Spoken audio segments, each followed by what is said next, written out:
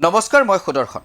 কোনোবাই দেশৰ ৰাজনীতিৰ কৌটিল্য হ'বলৈ গৈ ঠেকা খালে, কোনোবাই শিক্ষা পালে দম্ভ অহংকাৰৰ। কোনো ৰাজনীতিক অপ্ৰতিৰোধ্য নহয়, জনতাৰ ৰায়তেই সকলো মন্দি তাৰ শিক্ষা পালে পাবলগীয়া জনে। এই নিৰ্বাচনে শিক্ষা দিলে অসমৰ তিনি মহাৰথীক। অসমৰ ৰাজনীতিৰ এই তিনি মহাপ্ৰতাপী নেতাক পৰাজিত কৰিলে এই নিৰ্বাচনেই। কিন্তু কোন এই তিনি মহাপ্ৰতাপী নেতা? এই তিনি নেতাৰ তালিকাত মুখ্যমন্ত্ৰী হিমন্ত বিশ্ব শৰ্মা, যোৰহাটৰ সাংসদ গৌৰৱ গগৈ আৰু ধুবুৰীৰ সাংসদ ৰকিবুল হুছেইন। আৰম্ভ কৰিছোঁ মুখ্যমন্ত্ৰী হিমন্ত বিশ্ব শৰ্মাৰ পৰা। অসমৰ মুখ্যমন্ত্ৰী হৈও সময় নাছিল তেওঁৰ অসমৰ বাবে। বহুতেই সমালোচনা কৰিছিল তেওঁক অসমৰ পাৰ্ট টাইম মুখ্যমন্ত্ৰী বুলি। আনকি ৰাজ্যৰ 5 সমষ্টিৰ উপ নিৰ্বাচনত প্ৰচাৰ নচলাও বুলি তেওঁ নিজেই ঘোষণা কৰিছিল, কাৰণ তেওঁ ব্যস্ত ঝাৰখণ্ডৰ বিধানসভা নিৰ্বাচনত।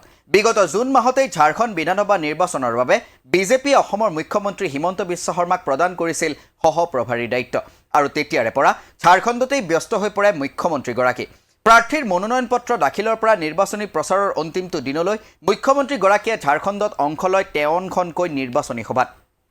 ৰেলী জনসভাত অংশ লৈ অসমৰ মুখ্যমন্ত্ৰীগৰাকীয়ে দিন ৰাতি পাৰ কৰিছিল ঝাৰখণ্ডত। ৰাজ্যৰ উপ নিৰ্বাচনত ধলাই, চামগুৰি, বঙাইগাঁও, চিডলি সমষ্টিত এখনকৈ নিৰ্বাচনী প্ৰচাৰ সভা আৰু বিহালীত 2খন নিৰ্বাচনী প্ৰচাৰ সভাত অংশ লোৱা মুখ্যমন্ত্ৰীগৰাকীয়ে 81জনীয়া ঝাৰখণ্ড বিধানসভা নিৰ্বাচনৰ বাবে যুঁজ দিছিল 5 মাহ ধৰি। অবৈধ প্ৰব্ৰজনক প্ৰধান ইছ্যু হিচাপে লৈ ঝাৰখণ্ডত প্ৰচাৰ চলোৱা অসমৰ মুখ্যমন্ত্ৰীগৰাকীয়ে JMM আৰু কংগ্ৰেছত উৎখাতৰ আহ্বান জনাইছিল ঝাৰখণ্ডবাসীক। আৰু এই সমস্ত ত্যাগৰ পাছত ঝাৰখণ্ডবাসীয়ে অসমৰ মুখ্যমন্ত্ৰীগৰাকীক দিয়া উপহাৰ আছিল এনেধৰণৰ। JMM কংগ্ৰেছ মিত্ৰজোঁটে পালে 50খন আসন, বিজেপিয়ে লাভ কৰিলে 21খন আসন। দিন ৰাতি একাকাৰ কৰি ৰাষ্ট্ৰীয় ৰাজনীতিত খোপনি পুতিবলৈ ঝাৰখণ্ডত অসমৰ মুখ্যমন্ত্ৰীয়ে কৰা ত্যাগৰ ফল মুখ্যমন্ত্ৰীগৰাকীৰ বাবেই অপ্ৰত্যাশিত। এয়া যেন মুখ্যমন্ত্ৰী হিমন্ত বিশ্ব শৰ্মাৰ বাবে এই নিৰ্বাচনে দি যোৱা এটা ডাঙৰ শিক্ষা, ডাঙৰ পৰাজয়। এই নিৰ্বাচনে শিক্ষা দিয়া আনগৰাকী মহাপ্ৰতাপী নেতা সাংসদ গৌৰৱ গগৈ। এই কথা নকলেও সকলোৱে বুজি পায় যে বিহালীত কংগ্ৰেছে জয়ন্ত বৰাক প্ৰাৰ্থিত্ব প্ৰদানৰ আঁৰত আছিল গৌৰৱ গগৈ। বিহালীত জয়ন্ত বৰাক প্ৰাৰ্থিত্ব প্ৰদানৰ পাছতেই বিৰোধী ঐক্যৰো পতন ঘটিল। বিৰোধীয়ে অভিযোগ আনিছিল গৌৰৱ গগৈ অহংকাৰী, যাৰ ফল ভুগিব লাগিব কংগ্ৰেছে। কিন্তু মিত্ৰ শক্তিৰ সমালোচনালৈ ভ্ৰক্ষেপ নাই গৌৰৱ গগৈৰ। মিত্ৰ শক্তিৰ সহায়ৰো যেন প্ৰয়োজন নাই গৌৰৱ গগৈক। মিত্ৰ শক্তিক একাষৰীয়া কৰি জয়ন্ত বৰাৰ হৈ বিহালীৰ নিৰ্বাচনী ময়দানত অকলেই নামি পৰিল কংগ্ৰেছ সাংসদগৰাকী। বিগত লোকসভা নিৰ্বাচনত ৰাইজৰ অকুণ্ঠ সঁহাৰি পাইছিল গৌৰৱ গগৈয়ে। তাকেই যেন সৰ্বস্ব বুলি ধৰি বিহালীতো একেই সঁহাৰি পাব বুলি ধৰি ল'লে গৌৰৱ গগৈয়ে। ঝাৰখণ্ড বিধানসভা নিৰ্বাচনত দলে দায়িত্ব প্ৰদান কৰাৰ পাছতো ঝাৰখণ্ডলৈ নোযোৱা গৌৰৱ গগৈ বাহৰ পাতি ল'লে বিহালীত। মিত্ৰ শক্তিক একাষৰীয়া কৰি অকলে ৰণত নমা গৌৰৱ গগৈৰ বাবে বিহালী হৈ পৰিল সন্মানৰ প্ৰশ্ন। কিন্তু যোৰহাটত মিত্ৰতাৰে যুঁজত নমা গৌৰৱ গগৈক ৰাইজে দিয়া মৰম সঁহাৰি বিহালীতো পাম বুলি ভবাটো শুদ্ধ হ'বনে? গৌৰৱ গগৈ যুঁজত নামিছে বুলিয়েই বিহালীত ৰাইজে জয়ন্ত বৰাক ভোট দিবনে? তাৰ উত্তৰ ওলাল ফলাফলত।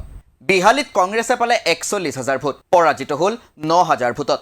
মিত্ৰ শক্তিক একাষৰীয়া কৰি ৰণত নমা গৌৰৱ গগৈৰ বাবে বিহালীৰ ফলাফল এক ডাঙৰ শিক্ষা।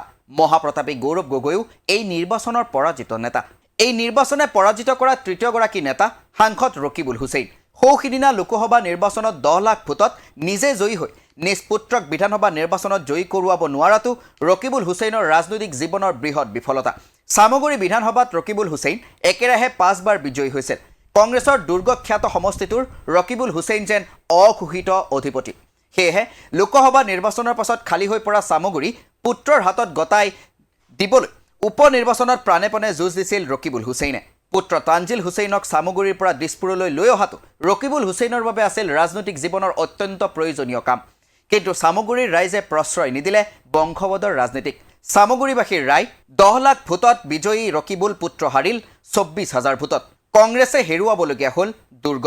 ৰাজনৈতিক জীৱনৰ প্ৰথমটো নিৰ্বাচনত তানজিল হুছেইন পৰাজিত হ'ল, কিন্তু পিতৃ ৰকিবুল হুছেইন পৰাজিত হ'ল ৰাজনৈতিক জীৱনৰ আটাইতকৈ ডাঙৰ যুঁজখনত। এই নিৰ্বাচন ৰকিবুল হুছেইনৰ বাবেও এক বৃহৎ শিক্ষা, বৃহৎ পৰাজয়।